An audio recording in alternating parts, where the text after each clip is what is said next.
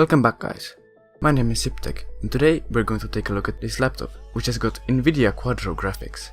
That's right, Quadro Graphics from 2008. Before we get into it, I want to announce the winner of my 10 subscriber giveaway. The winner of the giveaway is ImJustAjas.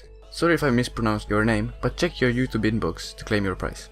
The laptop in question is the HP Compaq 8510W.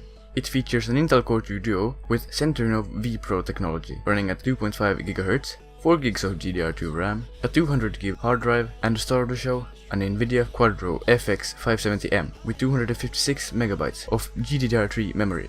Hopefully, this GPU is good enough for some mildly demanding games.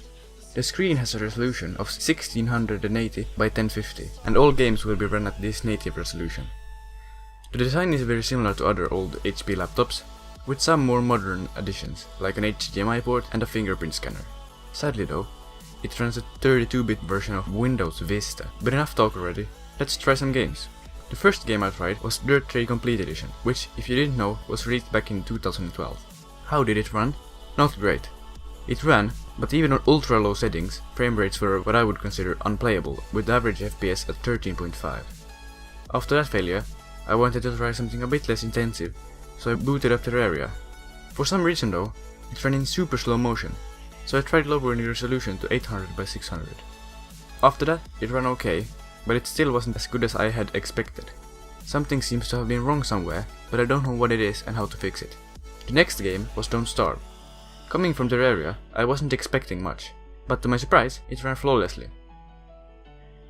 Castle Crashers came after that, and just like Don't Starve, it ran perfectly. No hiccups or stutters anywhere.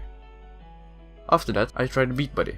With the native resolution and medium effect quality, the average FPS sat around 18, which made it a little hard to time your attacks with the music. So I lowered the resolution to 720p and the effects to low. This made it much easier to play the game, because the frame rate was floating around 27. Team Fortress 2 was next, and with low settings and native resolution, the game ran around 25 FPS. But after changing the resolution to 1280 by 800, it got a nice bump to 30, which isn't great, but I would consider it playable. Last but not least was Minecraft. Using the settings you see on screen right now, it was playable, 30 to 40 FPS average. I did notice some drops when looking far into the distance, even though it wasn't really far due to the render distance.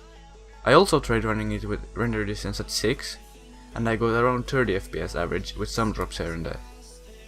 Time to sum it up then. This laptop has decent performance considering that it's a laptop and that it's 9 years old. The Quadro GPU made me expect a bit more than it had, but it still performed pretty well. So, time for the age-old question. Can you game on it? Well, yes actually. It can't play the newest games, but if you want to play some indie titles and your favorite classics, this laptop can handle it. That's it for this video. Like it if you liked it, dislike if you didn't. Share the video, comment something down below, and don't forget to subscribe. And as always, my name is Siptech and I'm signing out.